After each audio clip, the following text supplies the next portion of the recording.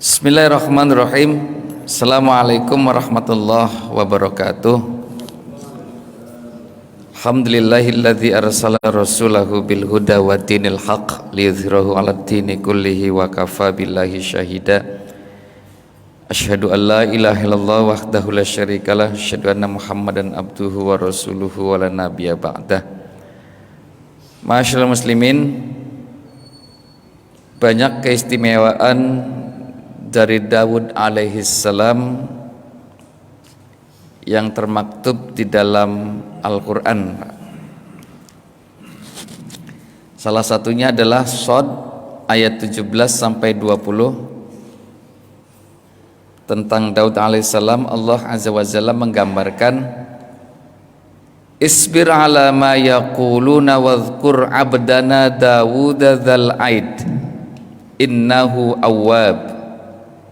Inna sakharnal jibala ma'ahu yusabbihna bil ashiyyi wal isyraq wat tayra mahsyurah kullun lahu awwab wa syadadna mulkahu wa atainahul hikmata wa faslal khitab. Bersabarlah atas segala apa yang mereka katakan. Ini bicara kepada Rasulullah, Pak, ya, untuk bersabar ejekan-ejekan dari kafir Quraisy, Pak. Dan ingatlah hamba kami Daud yang mempunyai kekuatan. Sesungguhnya dia sangat taat kepada Tuhannya. Sesungguhnya kami menundukkan gunung-gunung untuk bertasbih dia Daud di waktu pagi dan petang. Jadi ditundukkan gunung bertasbih bersama Nabiullah Daud alaihissalam.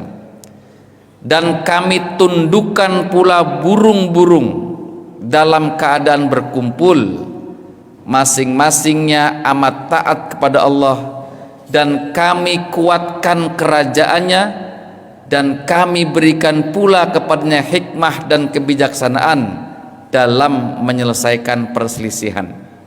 Quran surah Shad ayat 17 sampai 20. Itu bahkan digambarkan jamaah sekalian, gunung-gunung itu ikut bertasbih bersama Daud alaihissalam, begitu pula para burung. Ya, kita nggak tahu tasbihnya gunung itu seperti apa, dan tasbihnya burung juga seperti apa. Disebutkan dalam kitab ini, Nabi Daud alaihissalam itu orang yang sangat senang mengingat Allah azza wa jalla. Beliau mengiringi kesedihan yang melandanya dengan mengingat Allah. Setiap saat dia selalu meminta ampun dan bertaubat kepada Allah azza wa jalla, walaupun gak salah, Pak, walaupun gak salah. Ini juga disebutkan jamaah sekalian, Daud alaihissalam itu kalau berzikir pagi dan petang lalu membaca kitab Zabur, itu burung-burung turun, Pak. Kita disebutkan, Pak, lalu ikut bertasbih bersama beliau. Mungkin saking merdunya kali suaranya, Pak, ya. Disebutkan ini terjadi karena kekhusyuan Daud alaihissalam yang luar biasa dan suara beliau yang sangat merdu. Para ulama menyebutkan mayoritas manusia tidak mampu mendengar dan memahami tasbih makhluk-makhluk Allah seperti burung dan gunung tadi, Pak. Dan Daud alaihissalam itu dijadikan faham, Pak. Ya, Daud mampu mendengar tasbihnya gunung-gunung dan sekumpulan burung-burung. Bahkan disebutkan dalam Al-Isra 44 gini, Pak. Tusabbihu lahus samawati sab'u wal ard wa man fihinna wa im min syai'in illa kanat yusabbihu bihamdih walakin la tafqahuna tasbihahum innahu kana haliman ghafura. Langit yang 7, bumi dan semua yang ada di dalamnya bertasbih kepada Allah, dan tidak ada sesuatu pun melainkan bertasbih dengan memujinya, tetapi kalian tidak mengerti tasbih mereka. Sungguh Dia Maha Penyantun lagi Maha Penyayang. Pengampun, penyayang. Al-Isra ayat 44. Ini gambaran tentang bagaimana Daud alaihissalam itu diberikan keistimewaan ini, Pak. Yang lainnya jamaah sekalian, selain bisa bertasbih bersama Daud alaihissalam, keistimewaan Daud alaihissalam ini pandai ya. Disebutkan anikmal sabighatin wa qaddir fis sardi wa'malu sholihan inni bima ta'maluna basir. Di dalam Saba disebutkan gini ayatnya, Pak. Dan kami telah melunakkan besi untuknya, maka buatlah baju besi yang besar-besar dan ukurlah anyamannya, dan kerjakanlah amalan yang saleh. Sungguh aku melihat apa yang kamu kerjakan. Quran surah Saba ayat 11. Pandai besi ya Pak Jana ya? Pandai kah pandai ya? Sudah. Ini salah satu karunia Allah Azza wa Jalla yang diberikan kepada Daud alaihissalam. Disebutkan ya Pak? Disebutkan Pak. Yaitu bahwa setiap besi yang beliau pegang akan menjadi lunak tanpa perlu dipanaskan. Waduh. Di kitab ini Pak. Pak Hairul jangan begitu melihatnya. Pak Hairul nggak bisa. Pak Hairul harus memanaskan dulu. Ini levelnya level Nabi Pak Hairul. Ulangi Pak ya. Ini bagus ini Pak. Di paragraf keempat nih Pak. Bahwa setiap besi yang beliau pegang akan menjadi lunak tanpa perlu dipanaskan terlebih dahulu, sehingga beliau Daud alaihissalam dengan mudahnya menempa besi tersebut menjadi apapun yang diinginkan. Ini dalam tafsir Ibnu Katsir halaman 497. Tafsir tapi ini Pak ya. Lalu Bapak jangan berpikir iya. Nah, pendapat lain Pak. Saya lebih banyak juga pendapat lain yang saya sebutkan Pak.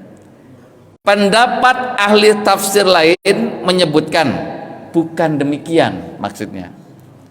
Akan tetapi Allah Azza wa Jalla mengajarkan ilmu seputar tata cara menempa besi, yang kemudian Daud alaihissalam itu memiliki kemampuan merangkainya Pak.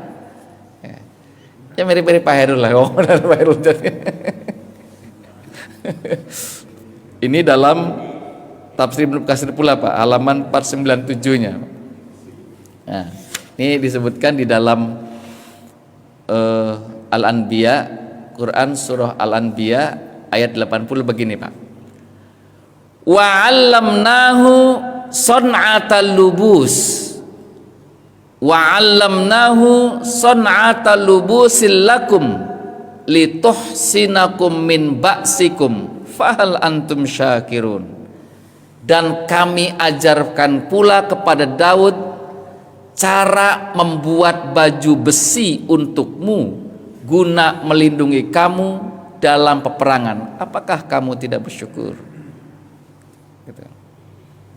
Jadi di zamannya kalau perang itu Pak, kepanah ya kepanah aja Pak, ketombak ya ketombak aja.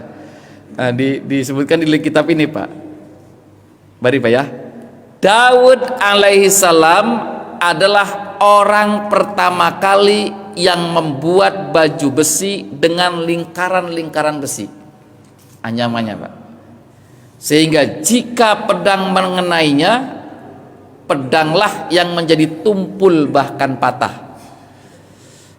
Nah, ilmu saya nggak nyampe di sini Pak. Cerita di paragraf 2 ini nggak nyampe.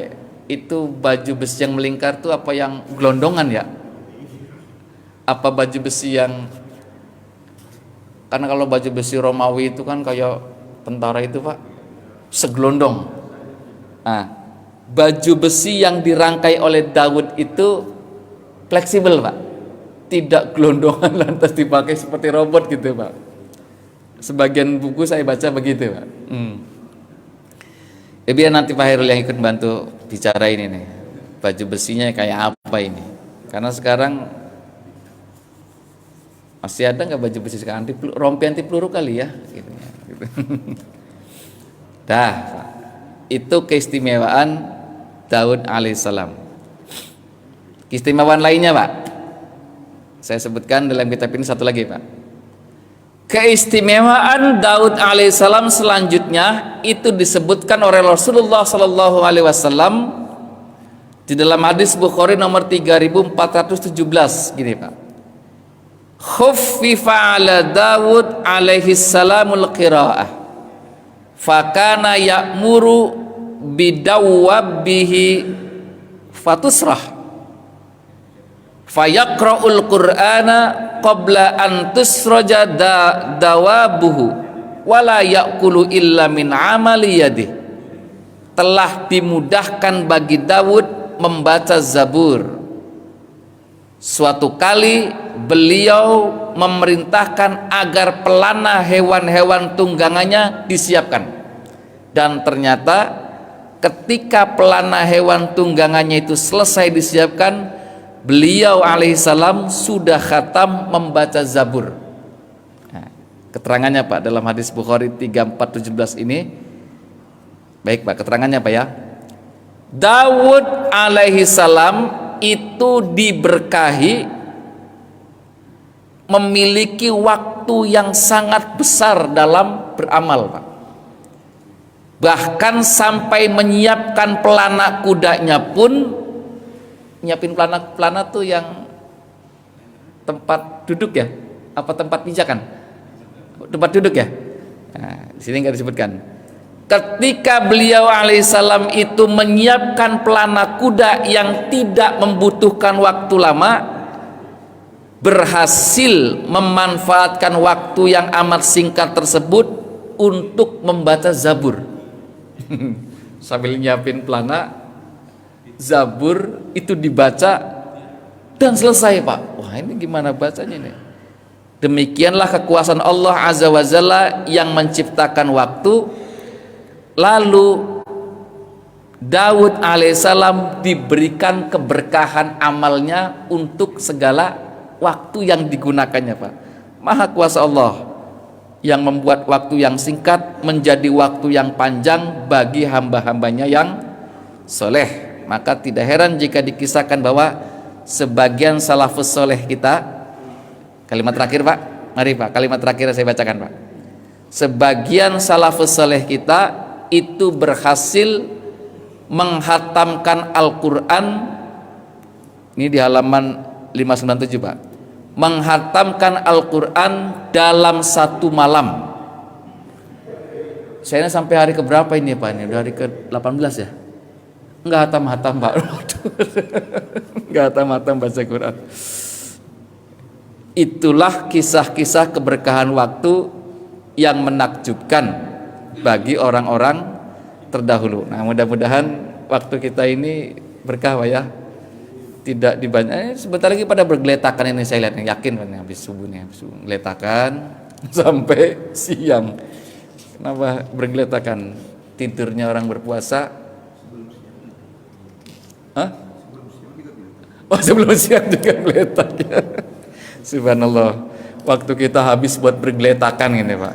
Daud alaihissalam waktunya diberkahi Pak. Ya sudah, yang bergeletak-geletakan, tapi jangan gunakan bahasa tidurnya orang berpuasa adalah ibadah alasan itu Pak ya. Bergeletakan. Oh, tidur aja gitu Pak ya. Besok insya Allah saya lanjutkan berkaitan dengan bagaimana beliau alaihissalam itu menyelesaikan perkara-perkara yang rumit di tengah-tengah rakyat dan umatnya Pak. insyaallah nasib bersama Sulaiman alaihissalam. Nasibunallah wa fatun qarib wa basyiril mu'minin. Assalamualaikum warahmatullahi wabarakatuh.